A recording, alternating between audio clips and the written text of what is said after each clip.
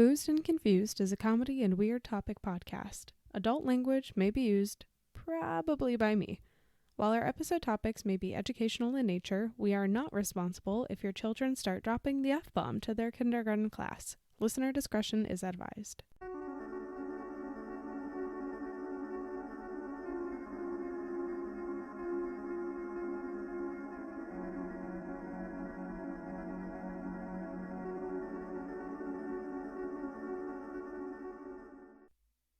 Hello, everybody. Hi. Welcome back, if you're joining us again, from part 1 of our episode about time travel and John Titor. Yes, if you have not yet listened to episode 5, pause this one and go back. We'll wait for you. If you don't go back, there's going to be a split universe. Where you never understand what I'm talking about. And that's a universe, frankly, I don't want to live in. Same. So just do us a favor, pause, go back and listen. It's worth a listen. And then come back to episode 6. Okay, thanks. What are you drinking? I'm still not drinking something hard enough. I like to imagine that there's a parallel universe where I've had about 3 old fashions before we even get to part 2 of this. But I'm still drinking Smithwick's. It's a fantastic ruby red brew with a gentle hop bitterness and a sweet malt finish. That would mean that there was a universe that I actually made some more simple syrup. In a universe where I actually liked whiskey. In a universe somewhere in the middle. I'm actually still drinking the Fist City from episode 1 because behind the curtain time, it's been like 5 minutes. But right next to my Fist City is a Sam Adams Oktoberfest that I'm not going to open yet, but you're going to hear a bottle popping soon. So let's go. Let's go. We're back. We're into this. We had 2 faxes from John Titor. The name's not actually used until 2001, but one of his big things he talks about in his faxes is the disaster of Y2K. Do you remember the year 2000? I feel like this is putting me on the spot because I'm just slightly younger than you are. It's only a few years. To be honest, no, I don't really remember 2000 a ton. 2001, I definitely remember, but 2000, not so much. Yeah, the Y2K freakout was this fear. You have all these computers running and they're keeping dates, and they didn't know what was going to happen when you went from 99 to 00.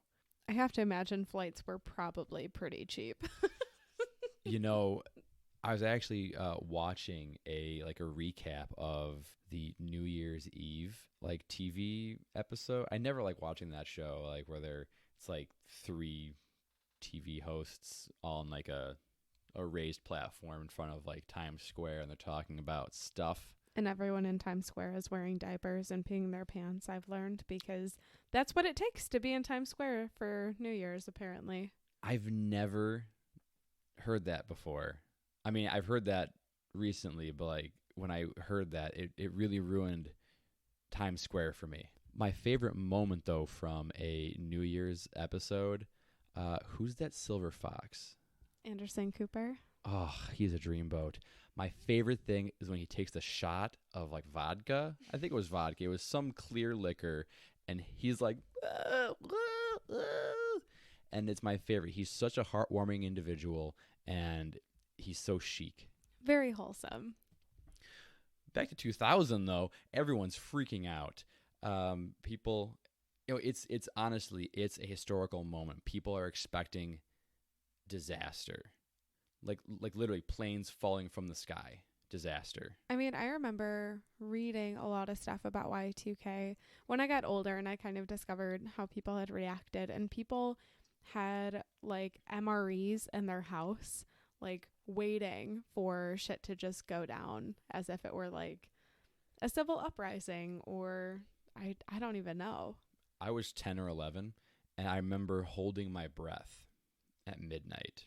And literally people in New York were asking people in Australia, "Hey, are you guys okay over there?" They're like, "Yeah, actually we're all right. Everything's fine." So this is a dumb question. Was Y2K, I mean, that had to be a universal concern, I'm assuming. It was pretty, except for I imagine people who didn't have computers. I think their lives would be pretty unfazed. So Y2K came and went. I remember going to like Best Buy, and on all the computers you would buy, or like you'd see. But I remember it was a Gateway, and their motto was never obsolete. Well, guess what? I'm not using it anymore. But on all of the computers at the store, it said turn off before midnight on December 31st, 1999, because they just didn't know what was going to happen. Maybe they blow up. That would be crazy. Maybe they become sentient. I don't think we're at that point. I think we're getting to that point, but I don't think that we were even close to it then. There is probably a timeline where they are sentient already. I'm counting on it. Hey, what's your favorite time travel movie? Oh boy. I think I know the answer to this, but I'm gonna let you answer it. Also, I'm gonna open my beer. What do you think it is? I was gonna guess Back to the Future. I would go with Back to the Future. Do you remember any of the rules that Michael J. Fox's character had to like follow? I remember this one plot point where the picture of his family is like vanishing, like hits him and his siblings. Mm-hmm. Can you help me out here? I know you're a much larger fan of that movie franchise than I am. It's pretty much don't ever talk to yourself, don't have any interaction with yourself, and don't do anything that would alter any situations in the future. That's actually I'm really happy that that's what that was, because I was actually really just flexing. I really haven't remembered the plot of Back to the Future. When you hit 88 miles, you're going to see some serious shit. Well, yeah, and then the zoom with the car, and it's in Rocket League, and I love that. But no, it's like you can't talk to anybody, you can't touch anything, you can't do stuff. This is actually a lot like this really cool short story called A Sound of Thunder. It's by Ray Bradbury. It's a really short story. I actually teach it in my class sometimes. Pretty much, it's like time travel safari, where you pay a ton of money and you go back in time to like hunt like dinosaurs. But there's all these rules where it's like, we'll tell you when that thing will die, and you shoot it like a split second before it would die naturally. So like a T-Rex, or you're going to kill a T-Rex, a tree's going to fall on it, but you shoot it before that tree falls on it. Pretty much, you can't do anything at all to affect the future. Like the smallest step, like you step on a bug, monumental change happens. Maybe bugs evolve to not be crushable, even though I'm sure they were being crushed by the dinosaurs and stuff. But regardless, there's all these rules. And even after you kill whatever you shoot, you have to go get the bullet out of the thing you shot. So there's no evidence. Like, why is there a super, super ancient rusty thing in this fossil? And basically in the end, spoilers, 3, 2, 1, he accidentally brings home a butterfly from T-Rex times, and he gets shot by one of the guys on safari. Whoopsies. Yeah, and that's the end. Hence, A Sound of Thunder. It's the gun going boom. Oh, that's clever. So, like, if we're following those time travel rules, my favorite time travel movie is actually Looper. That's a good one. So yeah, I think it's Emily Blunt and Bruce Willis and my like favorite actor, Joseph Gordon-Levitt. He's awesome. It's a great time travel movie that like breaks time travel but also doesn't. It's a beautiful film. Watch it. Is Inception technically a time travel movie? No, it's a dream movie. Okay. Never mind. So like I feel like we're inundated with time travel rules from popular movies. So it seems pretty nuts that some guy is talking so openly about time travel stuff. Like, you think I can't change anything because who knows how it'll affect my timeline. And so we hop in and we see the first post of John Titor, and he begins like this. He says, "Greetings. I am a time traveler from the year 2036. I am on my way home after getting an IBM 5100 computer system from the year 1975. My time machine is a stationary mass temporal displacement unit manufactured by General Electric. The unit is powered by two top-spin dual positive singularities that produce a standard offset Tipler sinusoid. I will be happy to post pictures of it. If you look at the thing, it looks extremely legitimate. It's like not like a sketch. This is like a patent drawing from the FBI. That's how legitimate this thing looked. It's not some like sketch on like loose leaf paper. And I'm not sure if this next thing's awesome or super, super lame. It sounds like this device is stored in a 1967 Chevrolet Corvette. So it's giving me that like these mad Back to the Future vibes. I prefer DeLoreans, but that's just me. Oh, I think he also had this like other truck later on. It was like a 4-wheel drive thing. It was like how durable they were, and I don't recall this the car from Back to the Future being actually that durable. Anyways, he's looking for an IBM 5100, which people in his time had pretty much no access to, and his original mission was to go get one. These machines were pretty much the first portable computer.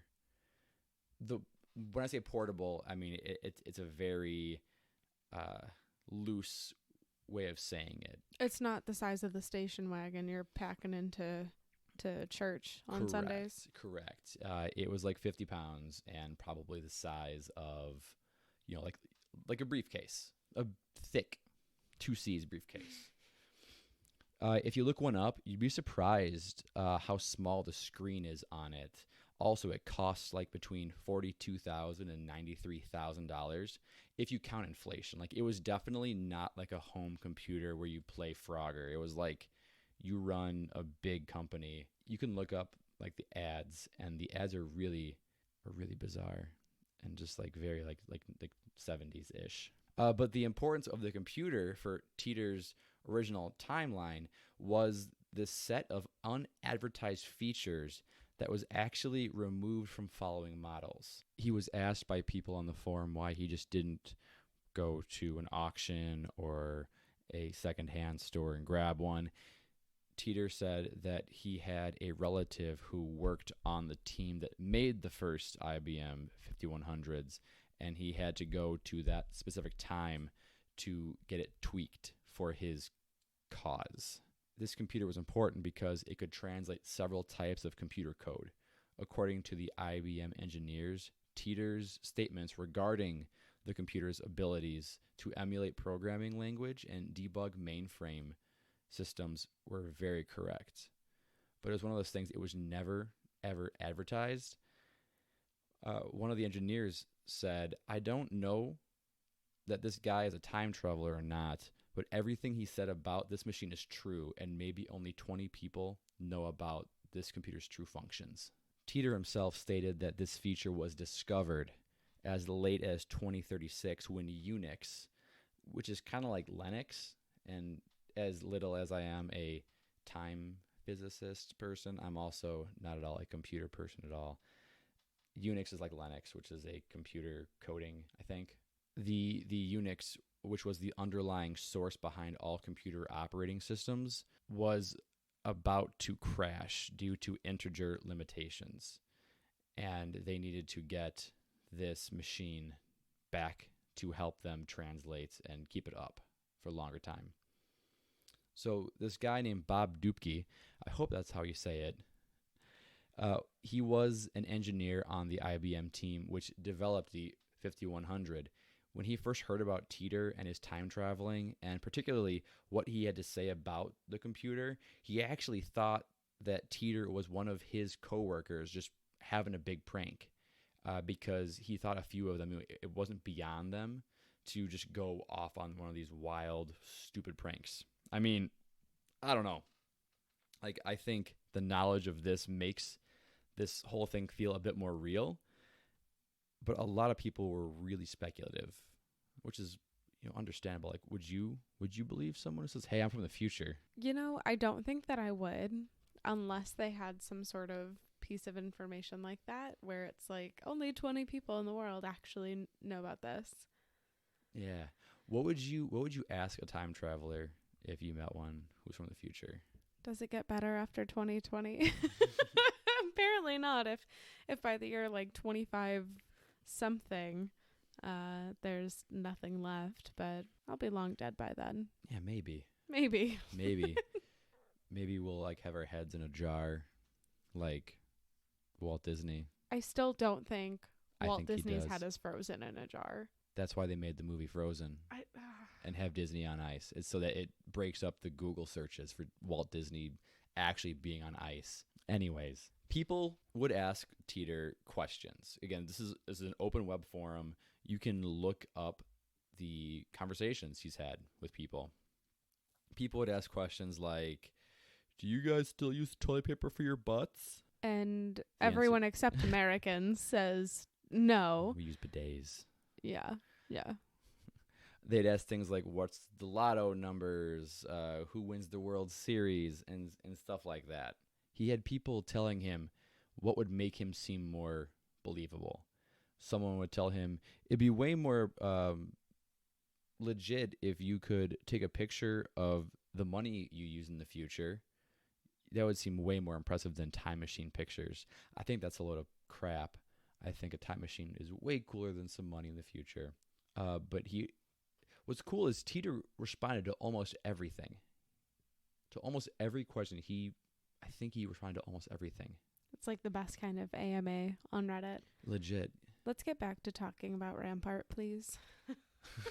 Titor says to the one asking about the money, he says, I am disappointed that you feel I am trying to impress you. Why would I bring money from 2036 with me? Besides, isn't that something that could easily be faked?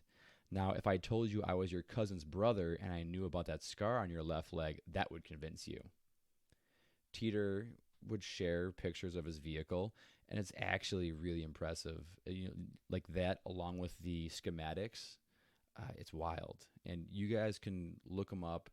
They exist. They're out there. People who understand the concepts of time travel and what might constitute building a time machine have their eyes and have their hands on the schematics that he provided.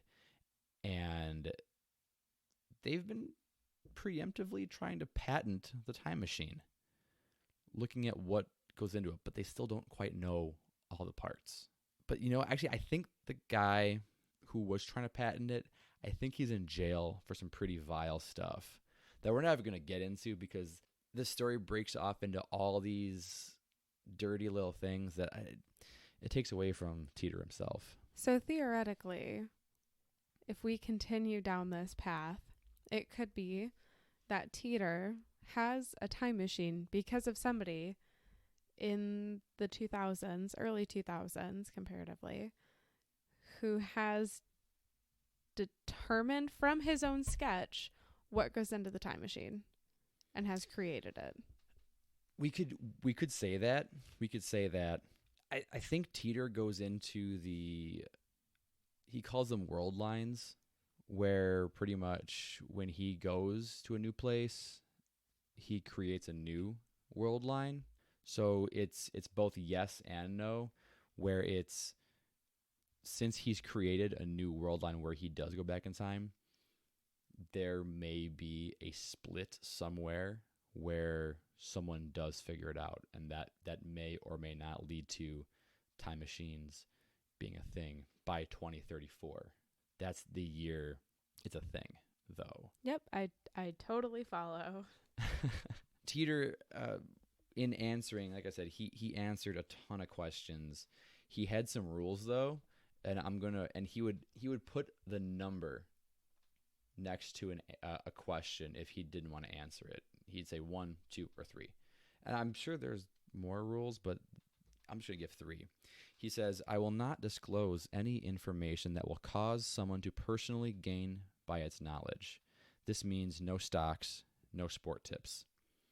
2, I will not disclose any detailed information that would allow someone to avoid death by probability. That means no earthquake or bombing information.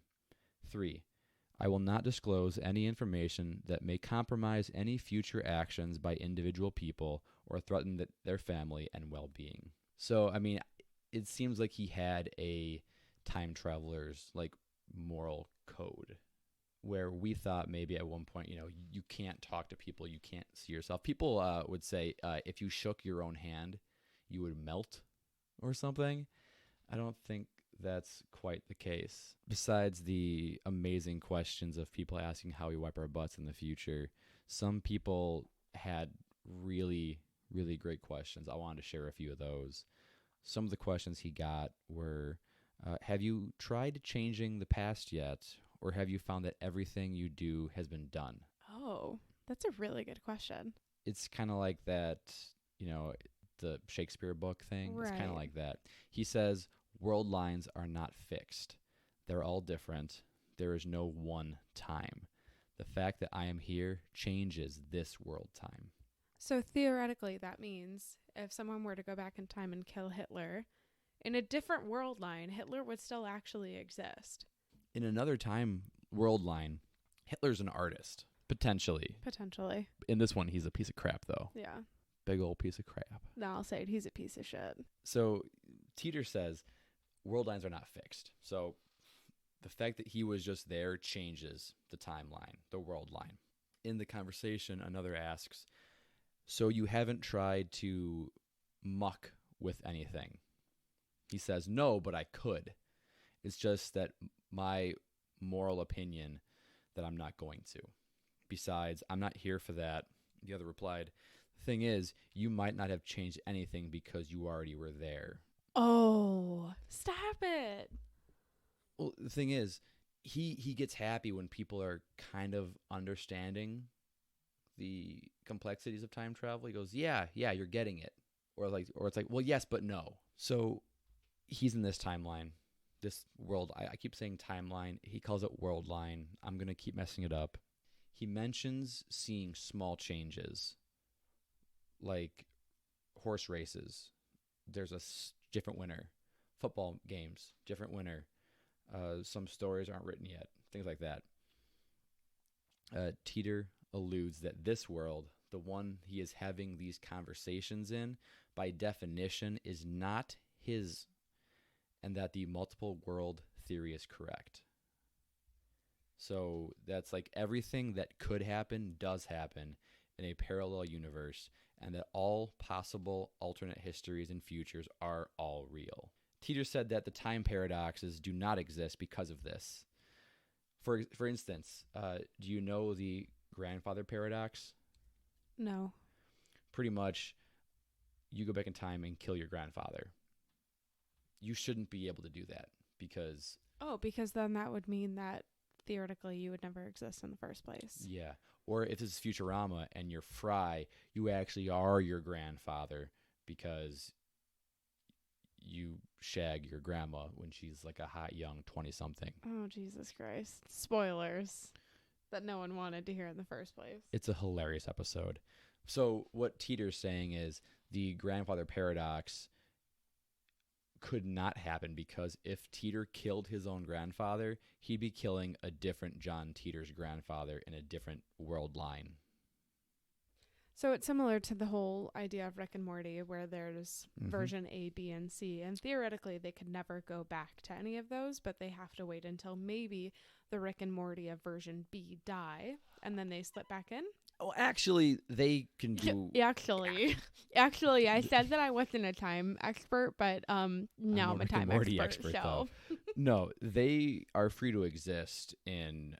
I mean, there's literally an entire Rick and Morty civilization where they all like hang out and like do stuff. No, it was just the most painless, easiest way to slip back into a somewhat normal life. Okay. Yep.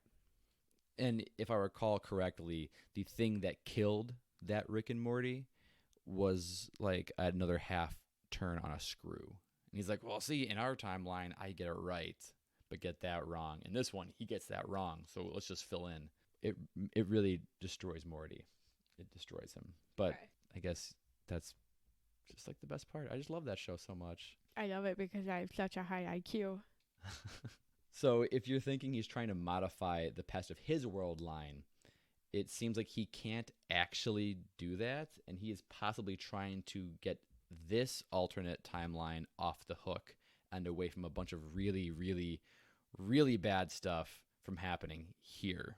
I'm gonna talk about Dragon Ball Z. In Dragon Ball Z, there's this arc where Trunks is this guy from the future, where the androids kill all the heroes of Dragon Ball Z, and he goes back in time to like change it.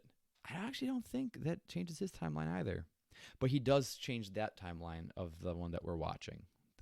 Like that arc. Anyways, the really, really, really bad stuff that he's trying to save us from.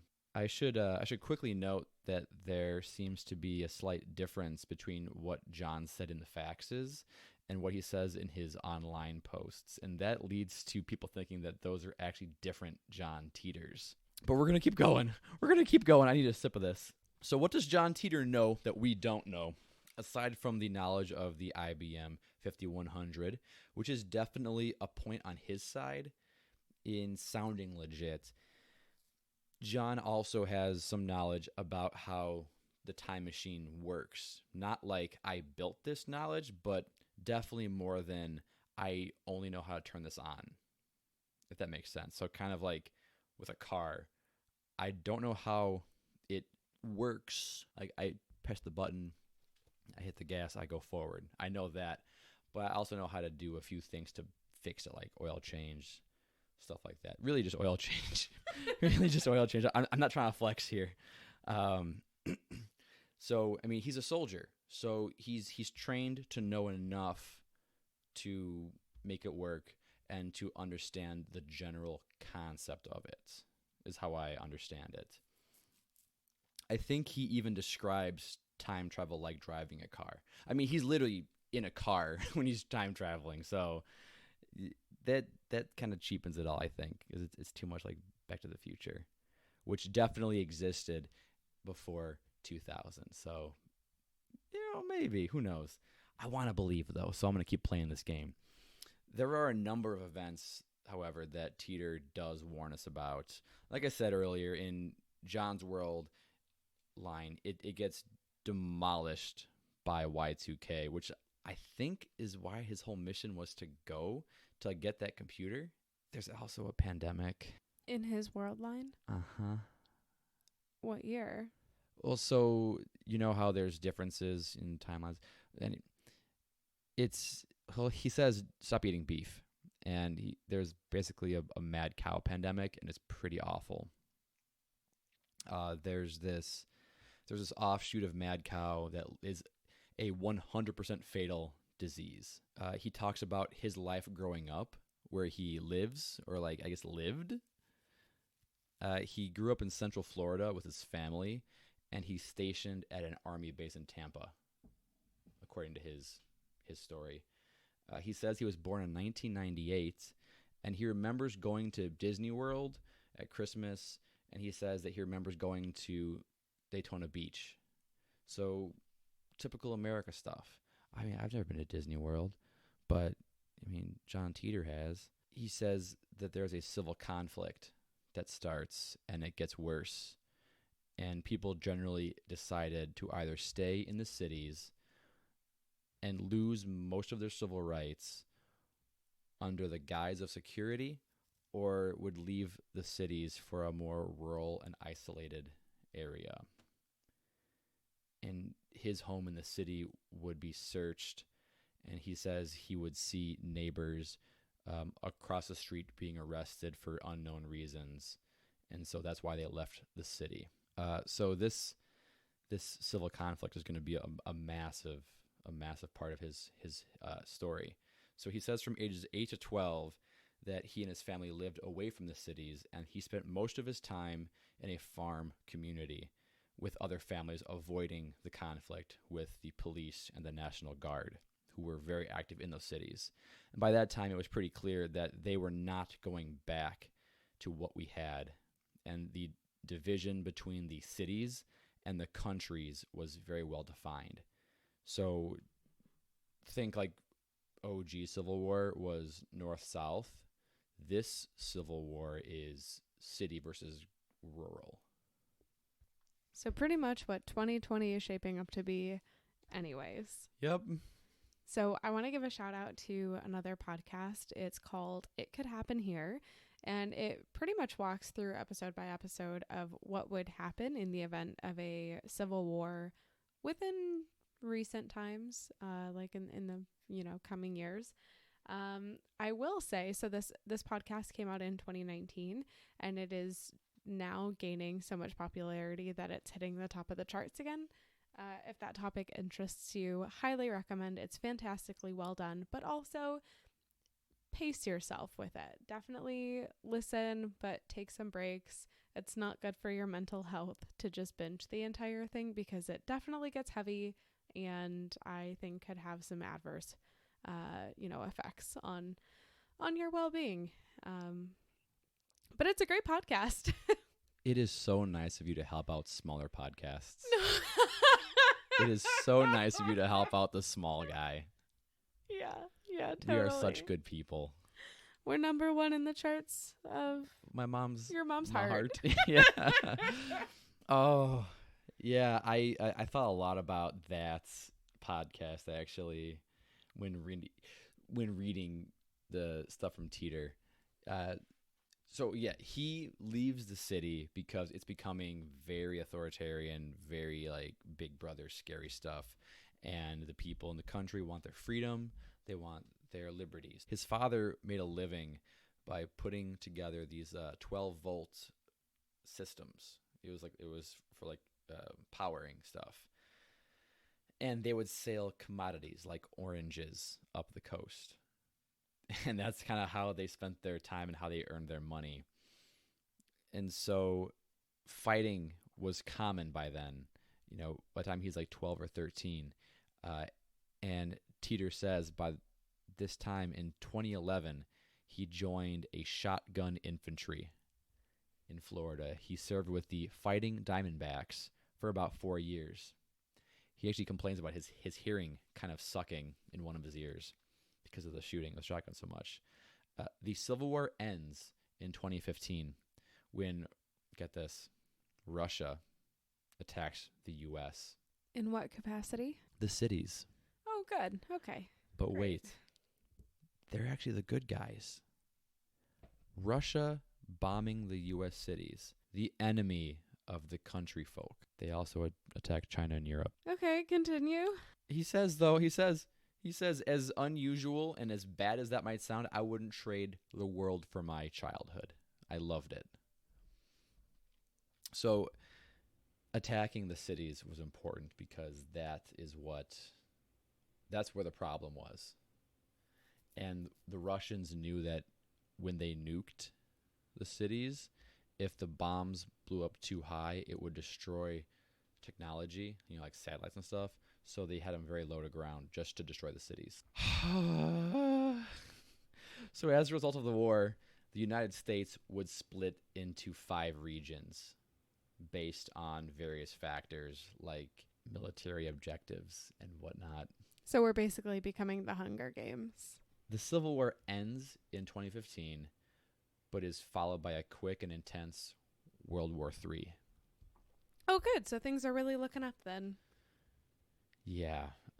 Titor calls the day that Russia launches the nukes against the cities of the U.S., China, and Europe as N Day. I imagine the N stands for nuke. Or nice. No. Now, the info on World War III is super iffy. Like, it's not really there. Titor said something like, there's no point in me telling you. You can't stop it, and it's just better that you be surprised. Okay. Anyways, the U.S., which is still around, it counterattacks, and the U.S. cities are destroyed along with, it's called the American Federal Empire, which from what I get is like the city folk. And Titor says, we, the country, won the Civil War. And the World War ends pretty abruptly. So the European Union and China are destroyed, and Russia is now the largest trading partner with the U.S., and the capital, it moves to Omaha, Nebraska. Oh, God. You can't get much more country than that, right? Yeah. right? Yeah, like I get the point. Yeah. So by the end of this, the war killed nearly 3 billion people. It's not like any one country got it worse than the others either. It's like he says, when the water's not clean, everything sucks, everyone suffers. It's like everything's just irradiated. But he says people that survived grew really close to each other, and life is centered around family and community. And so, oh man, after the massive losses that everyone felt during the Civil War and World War III, which, how close were we to that in like January? Yeah, 2020's been a really fucking long year, guys. We've had Soleimani? That almost World War III. We've had a pandemic, a global pandemic. We have an election coming up. There's a lot of shit going on. Everything sucks. Everything sucks. Everyone's lost something. Everyone's lost someone. After the wars, things become less centralized. Governments become much more you're on your own, kind of like how in the States we all have our own little governments and we're all kind of having our own little things. Same deal. Titor mentions that in the decentralizing of the government, the U.S. flag changes from 50 stars to just 5. What are the 5? I actually wasn't able to find the names, but I do remember for some reason on Reddit or some other websites that there were maps like drawing out the 5 or 6 or 7 U.S. regions in a potential fallout of war. The war has profound effects on people and on how they relate to each other. He says, as individuals, almost everyone in 2036 is very familiar with death, and they all have stories of people dying from disease, war, or just acts of inhumanity. And most of them had even taken part in handing out those things to the other side. So it's like they become more compassionate for each other in some weird way. To the ones, they've become compassionate for the ones they love. And someone asked, is there still racism in your future? And he goes, no, we are respectful to all people, and we judge people much more on how they carry their own weight, if that makes sense. We are more accepting of others' differences in our community because we depend on them to survive. There's no more luxury. We can't walk to Culver's every 3 days, you know?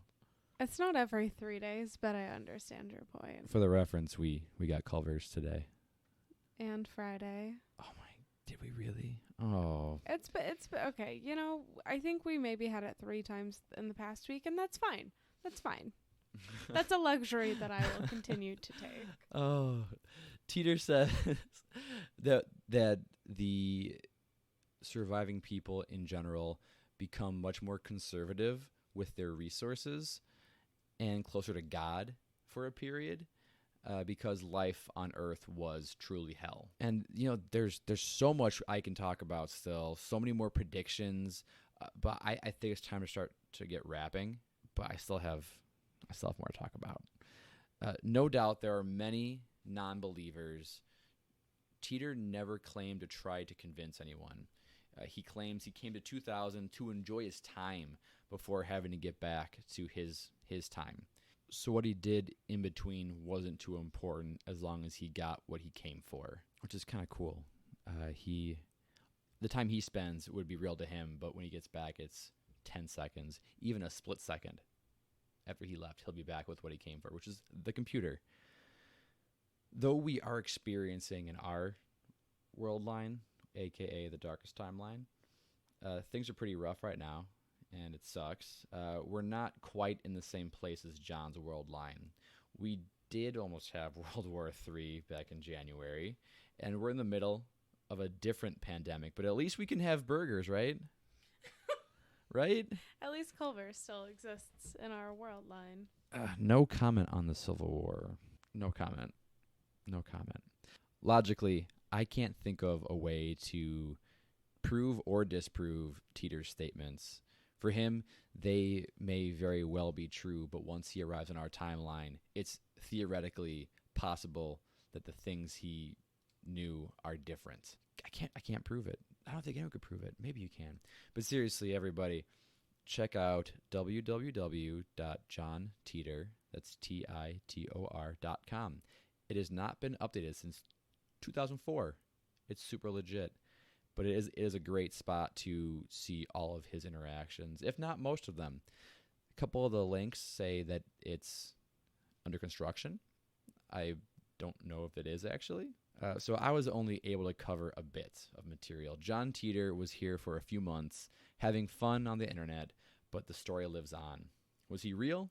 Or was this just an amazing piece of fiction by some just amazing authors? There's actually an argument that people do think this is just some literature that was like super viral. Regardless, I'm going to leave everybody with some closing words from Titor. I have two quotes. This one's kind of mean, but I like it. He tells us, "Perhaps I should let you in on a little secret. No one likes you in the future. This time period is looked at as being full of lazy, self-centered, civically ignorant sheep.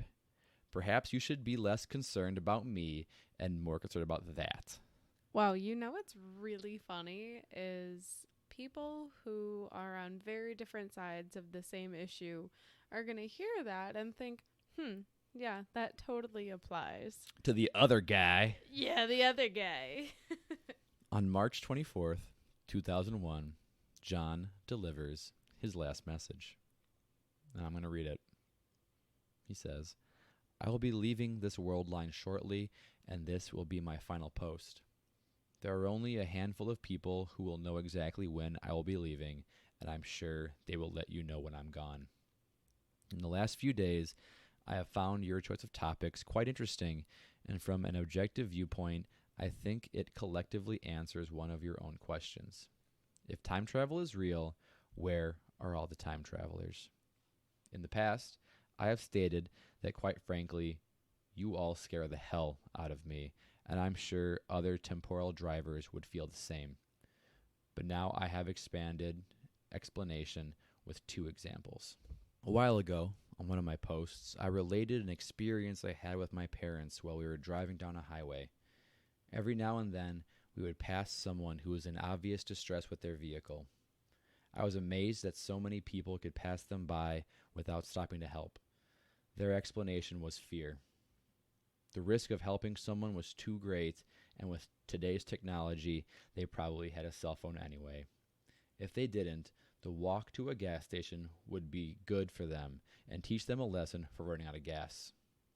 The other example is the plight of the homeless. When you pass them as individuals on the street, I see the way people selectively choose an alternate path to avoid them. Those two examples best define why time travelers do not show themselves.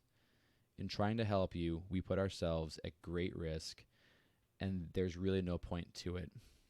We kind of know the nature of time dictates that traveling between exact world lines is impossible. Therefore, the only results we will see will be the ones we stay to see. Since world lines, outcomes, and events are infinite, we have better things to do. When I arrive in the new 1998 world line on my way home, I could easily start all of this again and continue to go through the same conversations with all of the same people. However, I already know you won't pay any attention or believe me because we've already been through it on this world line. Besides, I think the walk to the gas station will do you some good. I also want to thank everyone who asked intelligent and insightful questions. I have learned a great deal. No, I do not have a secret agenda, but I have been paying a great deal of attention to your world line. My interaction with you was not a direct mission parameter, but it was a secondary mission protocol based on standing orders given to all temporal drivers. That secondary objective is pretty much to gather as much information about a world line based on a set of observable variables when we first arrive. Your world line met those conditions. What amazes me is why none of you here wonders why Y2K didn't hit them at all. Bring a gas can with you when the car dies on the side of the road. Farewell, John. Yeah, so John's kind of an asshole. I mean, he absolutely has a point, and I think all of that is still very relevant in 2020. But like, damn, dude, I feel called out. This is definitely like a mic drop moment for John. Yeah, he's not wrong. He's definitely right about those other guys, though. Yeah, those other people. Those other guys. Yeah. Again, there's so much more that comes after this. There's even allegedly a John Titor II, but it gets really convoluted. And also, there's a subreddit for John Titor, and a lot of people go on there saying, "Hey, it's me, John, just checking in again." And some people go along with it, and others just go, "Nah, man, that's not you." It's like that episode of SpongeBob where he's like, "I'm Squidward, he's Squidward, we're all Squidward." we're all John Titor. And yeah, if you at home want to learn more about our time traveling soldier, JohnTitor.com. We'll also link it in our show notes. We'll link all of our sources for today in the show notes so that you can refer to it pretty easily. But maybe we'll do a follow-up episode after we uncurl ourselves from the fetal position we're about to put ourselves into after we finish recording. It's like that SpongeBob episode where Squidward's like, "Future." No, but legitimately what I'm going to do is when I learn how to travel through time, I'm going to give myself these notes on Thursday or something so we can record this on the normal day. And not the day of. But actually the day after, kind of. Yeah. But it's Labor Day, right? We get the day. But okay. Man. Do I have any more notes? No. Oh, I just say my brain has stopped working, and regardless of what this is, I want to believe. I want to believe in this so bad.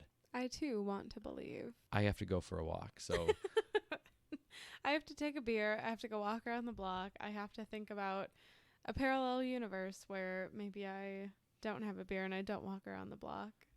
Oh, now you're just getting into. Oh gosh, it's gonna be a rough few hours after this, trying to get out of the mindset of alternate realities. And this is like the episode of Doctor Who when Rose stares into the time vortex in the TARDIS, and then Eccleston has to like kiss her, and then he becomes Tennant. It's like that. It's like everything in time and space, all the fabric is like so incomprehensible.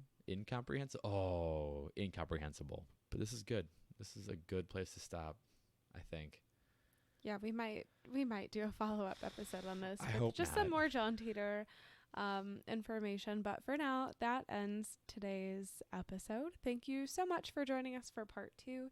We hope you enjoyed it, and we want to know your thoughts on if you think John Titor was real, if he's actually a time traveler, or if maybe he's just the work of fiction from some different authors who had a pretty sick collab. So we are on Instagram, Facebook, and Twitter, so feel free to give us your thoughts there, and we hope to hear from you. And don't forget, if you liked our show, please leave us a review or follow us on your platform of choice and take a screenshot, and you can send it to us, and we will send you a sticker for free. Yeah, and let me know what you would do if you could travel through time and hang out with yourself. Oh, God. If it's Kung Fu fighting, let's go tag team our younger selves. Oh, God. I'll see you all on the flip. Thanks for joining us. Bye. See you next week.